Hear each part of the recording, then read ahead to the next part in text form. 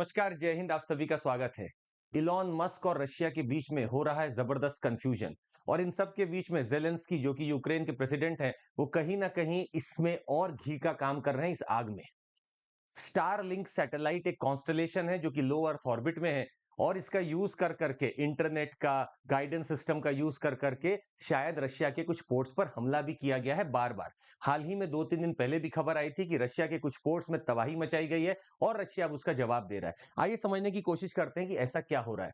तो star link एक satellite का कॉन्स्टलेशन है जो thousands of small satellites carry करता है। कहां पे? लो अर्थ ऑर्बिट में। स्पेस एक्स जो कि आपकी इलॉन मस्क की कंपनी है, first began sending them into space in 2019 and currently there are more than 3000 of these। ये ज्यादा नंबर हो सकता है। ये कहा जा रहा है कई बार छोटे छोटे नापे जाए तो 20,000 तक नंबर जा सकता है इसका, और ये एक्सपेंड हो सकता है अप टू 45-46,000। और मजे की बात है कि इसको ग्राउंड सिस्टम को यूज करने के लिए कोई अलग से सेंटर नहीं चाहिए। इसकी जो सबसे बड़ी बात है आपको बता दें, unlike traditional internet providers, Starlink does not require any ground infrastructure. तो कहीं भी सैटेलाइट का कोई कंटीना ठोकिए और बैठ जाइए, नेट यूज करिए, गाइडेंस सिस्टम यूज करिए और पूरा एकदम दुनिया को बढ़िया से देखिए। तो ये स्टारलिंक का कहीं भी आप लगा सकते हैं छोटे छोटे सिस्टम्स को, इससे बहुत छोटा भी हो सकता है।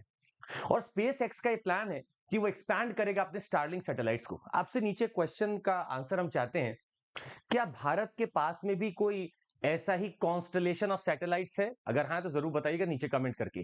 खैर, कॉन्स्टलेशन ऑफ सैटेलाइट्स बहुत चीजें प्रोवाइड करता है और इनको सबसे बड़ा फायदा मिल रहा है कि इंटरनेट की जो सुविधा मिल गई है यूक्रेन को, उसे बहुत चीजों पे कब्जा करने की कोशिश कर रहा है। खैर, आपको कुछ और भी दिखाते हैं। तो आपको बता दें, Ukrainians and other and their armed forces first got the access. तो अब एलॉन मस्क ने अनाउंस किया था कि मैं आपको एक्सेस देता हूं। The billionaire replied and informed the minister that the Starlink services was now active in Ukraine। मतलब इलॉन मस्क साहब ने एक बढ़िया तरीके पे दोस्ती के नाते इनको बोला आप स्टारलिंक का इंटरनेट यूज करो, और ये लोग यूज करने भी लगे और इनके आर्म्ड फोर्सेस भी इसको यूज करने लगे। क्योंकि रशिया ने इनके सारे सिस्टम्स को तो ध्वस्त कर दिया था यूक्रेन के, तो अब इनके पास सैटेलाइट का इंफ्रास्ट्रक्चर कहां बचा था, इसीलिए इन्होंने स्टारलिंक की डिमांड की थी और इनको मिल भी जाती है। और देखिए कैसे छोटा छोटा सैटेलाइट लगा के ये लोग यूज कर पाते हैं, और ये एक क्रूशियल कम्युनिकेशन के तौर पर निकल के आता है। वॉर के समय में अगर आपके पास कम्युनिकेशन लिंक ही ना हो तो आप कैसे आर्म्ड फोर्सेस को अपनी चीजों को बताएंगे, क्या हमला करना है, कैसे पिक्चर्स अपलोड करनी है, क्या उन पिक्चर्स को स्टडी करना है, ये सब स्टारलिंक के थ्रू ही किए जा रहे थे। पता चलता है कि ये लोग काफी अच्छा खासा फोटो निकालते थे, मैपिंग करते थे और अपने जनरल्स को भेजते थे। जनरल्स फिर इस बात पे मोहर लगाते थे कि वॉर अटैक करना है कि नहीं करना है, और ये सब इतने छोटे छोटे एपरेटस में काम हो जाता था। और ये भी स्टारलिंक ने ही इनको डोनेट किया है। कहा जाता है 20,000 से ज्यादा ये छोटे छोटे एपरेटस भी स्टारलिंक ने या इलॉन मस्क साहब ने यूक्रेन को गिफ्ट दिए हैं। खैर, आपको बता दें ये इसीलिए इजी लगता है ताकि ये कहीं पे भी, मतलब आप डिश छोटा डिश लगा के कर सकते हैं। तो यूक्रेन के उस भाग में भी जहां पे नेटवर्क कनेक्टिविटी का सवाल ही नहीं उठता था, वहां पे भी ये मिल रहा था। तो बड़ा फायदा हुआ यूक्रेन को। और बताएं आपको, अब आप देख सकते हैं कहीं भी वॉर जोन में खड़े होकर इंटरनेट एक्सेस कर रहे हैं और इनका पूरा डिपेंडेंस हो गया था। एक तो सोल्जर ने इनको बोला भी था, स्टारलिंक इज आवर ऑक्सीजन। ये इनके लिए ऑक्सीजन के तौर पे काम भी करने लगा, और ये फर्दर ऐड कर रहा था, if the service stops there army would collapse into chaos. मतलब रशिया को एक हिंट मिल गया, रशिया अगर चाहे तो स्टार लिंक को अगर खराब कर दे तो कहानी खत्म यूक्रेन की। क्योंकि यूक्रेन का बाकी का अपना सैटेलाइट सिस्टम, कम्युनिकेशन सिस्टम ध्वस्त हो चुका है। वो किसको यूज कर रहा है? स्टारलिंक को। और अगर स्टारलिंक को ही फेल कर दे रशिया किसी भी तरीके से, तो यूक्रेन और रशिया का वॉर एक तरफा हो जाएगा, रशिया बहुत आगे निकल जाएगा। इलॉन मस्क साहब भी पूछे पूरा जोर दिए हुए हैं कि स्टारलिंक को बचाए रखे। अच्छा, रशिया भी कुछ बातें करता है, ये देखते हैं क्या। Although the Russian forces are fully aware of Starlink's capabilities, they haven't been able to do any such harm to the Starlink। दो चीजें यहां पे आती हैं। एक, लो अर्थ ऑर्बिट होने के कारण शायद स्टारलिंक बड़ा अच्छे से उसको मैनेज कर पा रहा है। अगर ये बहुत हाई ऑर्बिट में होता तो अभी तक रशिया उड़ा चुका होता, पर चूंकि ये लो अर्थ ऑर्बिट में, तो रशिया भी अपने कदमों को फूक फूक के रख रहा है। और दूसरा, ये चंगुल में पूरा है। इलॉन मस्क साहब की टेक्नोलॉजी इतनी कॉम्प्लिकेटेड है कि इसको ये इनक्रिप्ट या डिक्रिप्ट कर ही नहीं पा रहा है। रशिया खुद बोलता है we have tried many such attacks but Starlink पे हो ही नहीं पा रहा है। अच्छा, आप कमेंट करके नीचे बताइएगा कि आपको लगता है कि कोई स्पाई या मलेशियस सॉफ्टवेयर कुछ इधर बीच न्यूज में चल रहा है क्या, या जैसे रैंसमवेयर आप नाम सुनते हैं, कोई न्यूज में चल रहा है क्या? क्या उनका यूज करके इनको खराब किया जा सकता है? किया जा सकता है। अगर कोई आप गलती से इसमें मालवेयर पहुंचा दें, मलेशियस सॉफ्टवेयर पहुंचा दें, तो इन सबका काम ठप हो सकता है। पर पहुंचाएगा कौन, सवाल तो इस बात का है। The way that the dishes use sophisticated electronics to create narrow, tightly focused beams that follow satellites through the sky like invisible searchlights provide further resistance to any such interference. Russia बेचारा चाह के भी इसमें कुछ resistance पैदा नहीं कर पा रहा है और ये सबसे बड़ी चुनौती बनी हुई रशिया के लिए। तो रशिया का वॉर सिर्फ मिसाइल का नहीं चल रहा इस समय, रशिया का वॉर साइबर भी है।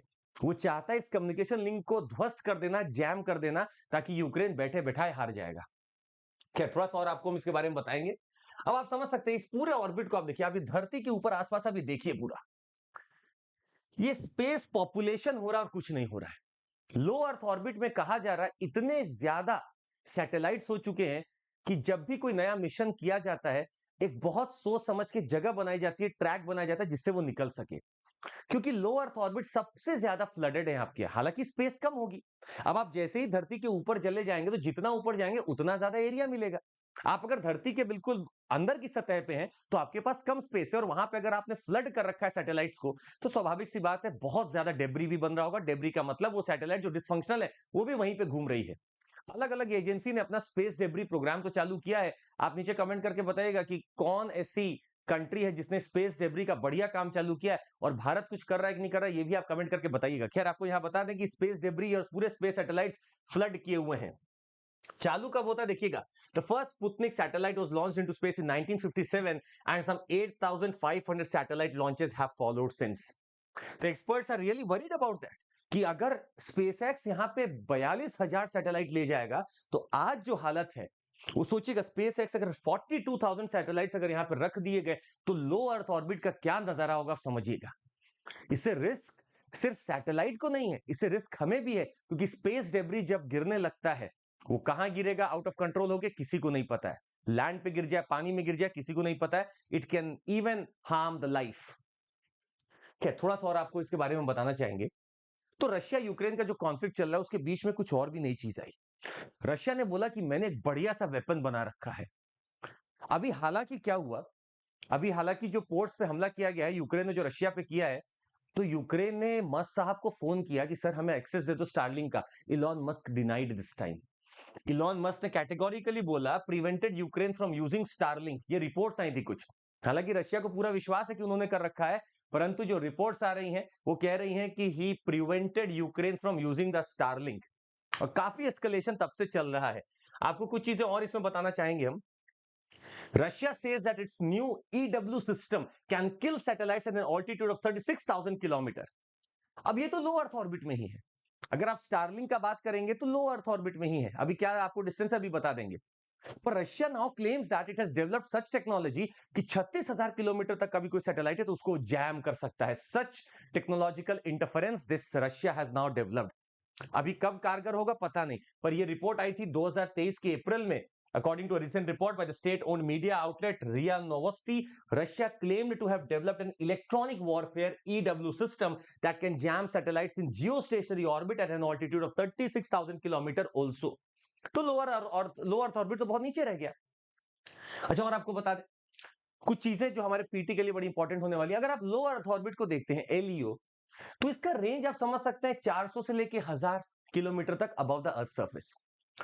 और आपको पता होगा कि इंटरनेशनल स्पेस स्टेशन 400-450 किलोमीटर के आसपास घूमता है। वो एटमॉस्फेयर का कौन सा लेयर है, नीचे कमेंट करके आप तब तक बताइएगा। पर वो एटमॉस्फेयर के एक आखिरी वाले, या थोड़ा सा आप कह सकते हैं उसके पहले वाले लेयर में मौजूद है। मीडियम अर्थ ऑर्बिट आपका 1200 से लेके हो सकता है 35,790 तक। आपका जियो सिंक्रोनस ऑर्बिट मतलब 35,790। जियो स्टेशनरी का मतलब होता है 35,790। अच्छा, जियो सिंक्रोनस का क्या मतलब है? It orbits once a day, but not necessarily in the same direction as the rotation of the Earth. इसीलिए स्टेशनरी नहीं लगता। तो जियो सिंक्रोनस का मतलब है कि वो है उसी ऑल्टीट्यूड पे, पर जरूरी नहीं कि अर्थ के रोटेशन के साथ साथ घूमे। जियो स्टेशनरी जब बोला जाता है तो इसका साफ मतलब होता है it is always above the equator and it appears to be at the same point always because it is rotating along with the earth. ये साथ साथ चल रहा होता है, इसीलिए जियो स्टेशनरी नाम आता है। और 35,790 से जो ऊपर है कहा जाता है हाई अर्थ ऑर्बिट। तो ये अभी तक की कहानी है। रशिया और यूक्रेन का वॉर चरम सीमा पे पहुंच चुका है। बहुत लोग जान गंवा चुके हैं। अब ऐसा समय आ चुका है कि इसको रोक दिया जाए। सऊदी अरेबिया और अफ्रीका ने already have started this initiative. Bharat भी वहां सम्मिलित है। हालांकि अभी रशिया को नहीं बुलाया गया है, पर एक पीस टॉक की बात जेद्दा में चालू हो चुकी है सऊदी अरेबिया में। देखते हैं कंक्लूजन क्या आता है। कुछ चीजें आपको और भी बता देते हैं। अगर आपको हमारे साथ जुड़ना है तो आप इस चीज को देख सकते हैं। We have got such toppers with us that are always active. हमेशा ये लोग ने बढ़िया ही काम किया है। 50% ऑफ अभी तक चल रहा है, तो आपको जिसको भी लेना है, ये हमारा फ्रीडम फेस्टिवल ऑफर है। We are giving 50% off at the code of CMC. तो जिसको भी सब्सक्रिप्शन लेना है वो सीएमसी कोड पे सब्सक्रिप्शन ले सकता है। आपको 2024 का तैयारी करना है, आपको मात्र मिलेगा 48749 में। आपको अगर 25 का करना है तो आपको मिलेगा 66,203 में। आपको बता दें, आरंभ बैच है अगस्त 9 से चालू हो चुका है, सॉरी होने वाला है, और कुछ बैच ऑलरेडी चालू हो चुके हैं। तो इसको भी आप देख सकते हैं सीएमसी कोड पर। और प्रतिज्ञा बैच है मुखर्जी नगर से, अगस्त 16 से लाइव जा रहा है। तो आप ऑफलाइन भी जुड़ सकते हैं हमारे साथ। Plus EMI facility is available with us. You can try to take up the EMI facility also. And current affairs of course, the magazine that is being admired by many aspirants. आप इसको पढ़ के देखिए, आपको अलग लगेगा। And the foundation success programme from old Rajendra Nagar live चलता है। आप आ सकते हैं सामने ऑफलाइन बैच में, सीएमसी कोड पर आप वहां पे भी जुड़ सकते हैं हमारे साथ। बहुत बहुत धन्यवाद। जरूर लाइक, सब्सक्राइब और शेयर करिएगा। Thank you so much. Take care. जय हिंद।